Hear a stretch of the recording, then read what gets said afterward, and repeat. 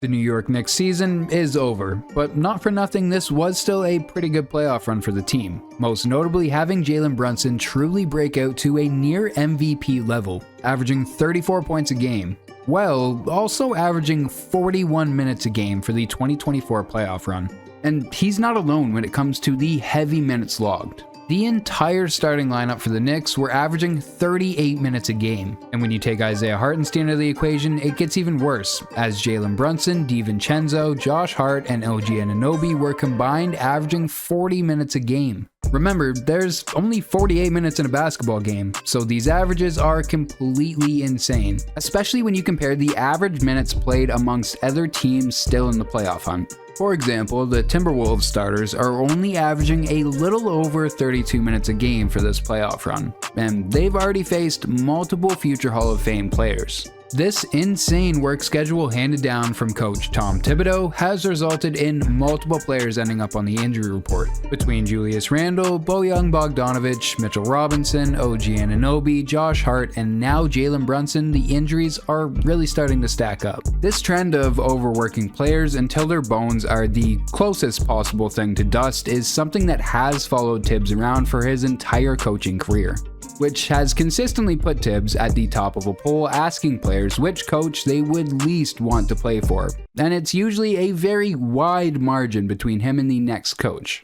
Tom Thibodeau's journey in the NBA began immediately following his 4 years at Harvard, as he was hired as an assistant coach with the recently added expansion Minnesota Timberwolves team. He and the rest of the coaching staff only lasted about 2 years before they were ultimately fired, at which time Tibbs would spend a small amount of time as a scout for the Supersonics, before spending a bit more time as an assistant coach in both Philly and San Antonio before he really made his name with the Knicks behind Jeff Van Gundy.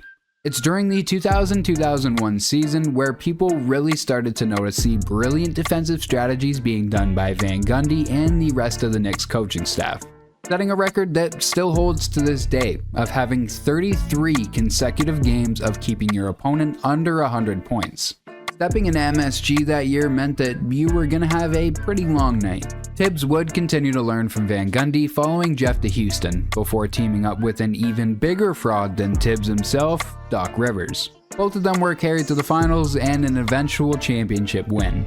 This was officially enough to bolster his resume, along with the fact of his reputation for being a great defensive coach. That was enough to make him eligible to be considered for a head coaching job with the Chicago Bulls, to which he was ultimately hired. And this is where the mayhem gets fully let loose. Look, it's undeniable that Tibbs is an excellent defensive coach, taking that Bulls team in just his first season from the 11th rated defensive team to the number 1 rated defense in the entire league. But the difference is, before, when he was just an assistant, there was a non-tyrant head coach that understood some players need rest, and playing your bench can actually be a positive thing for your team. But now, Tibbs had full reins over his squads. The Bulls went on that season to get 62 wins, which is the most amount of wins by a rookie head coach. And so Tibbs managed to win his very first Coach of the Year award in just his very first season as head coach. A lot of praise was thrown his way for this fact, but personally, I also think having Derrick Rose go completely ballistic in his third season and becoming the youngest player in league history to win the MVP award helps just a little bit.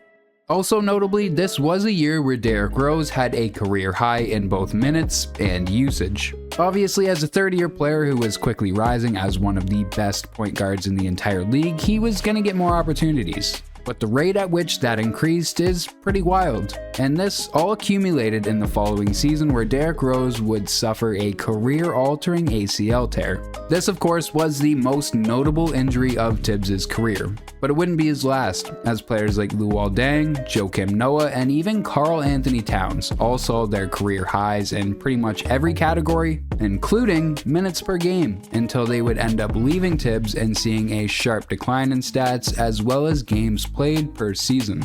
All of this has meant that the furthest Tibbs has been able to get in the playoffs was actually in his very first season, where he ended up making the conference finals and playing a high-flying Derrick Rose 41 minutes a game for that entire playoff run.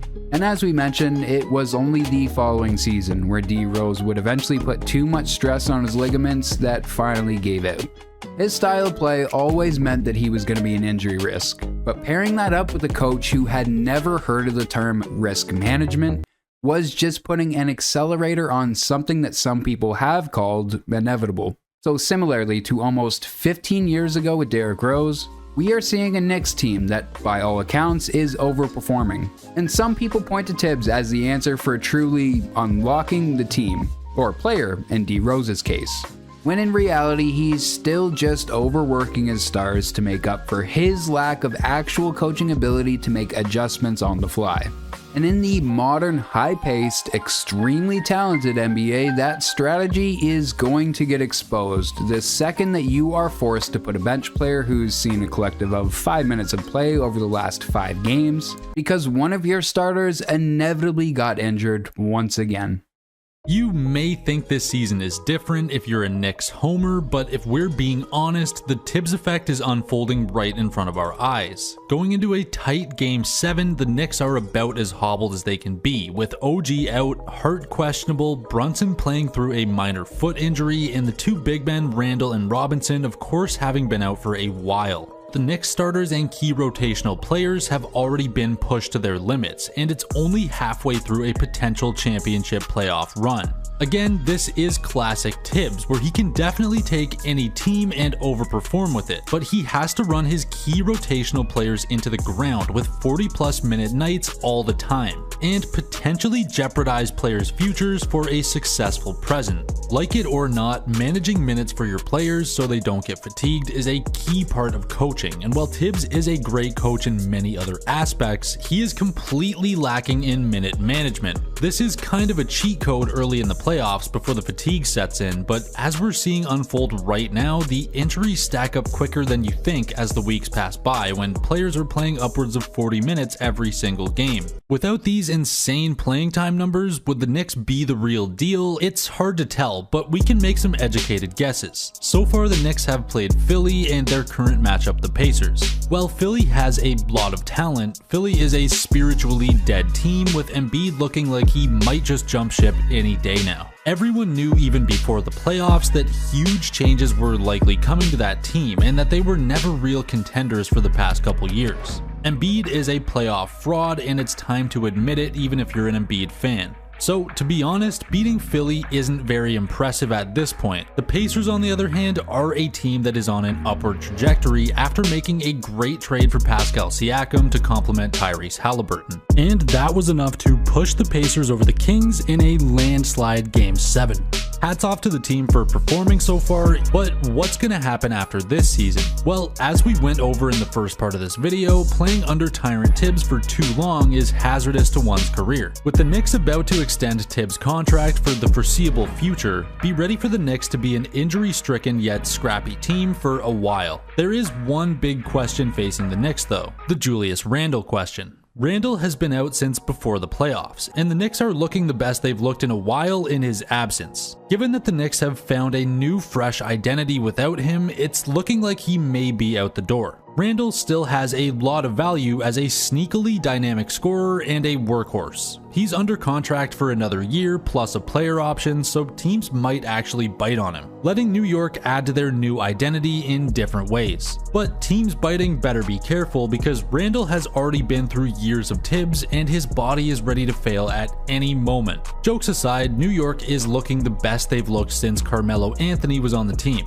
Maybe Tibbs' starter-heavy and hard-nosed coaching style was exactly what the Knicks needed to break their streak of mediocrity and look further into the playoffs to see what they can accomplish down the line. While Randall may be gone next season, as we've talked about, the Knicks have found a new identity, so you can bet they'll try to hone in on this squad and make deeper runs for a chip in the future. The single biggest problem though may be what helped them make it over that hump in the first place: Tom Thibodeau. History tells us that players under Tibbs play ungodly minutes and have a much higher chance to have a career-altering injury or burnout from overworking. We can only pray that New York's future under Tibbs is injury-free, because we're gonna need it.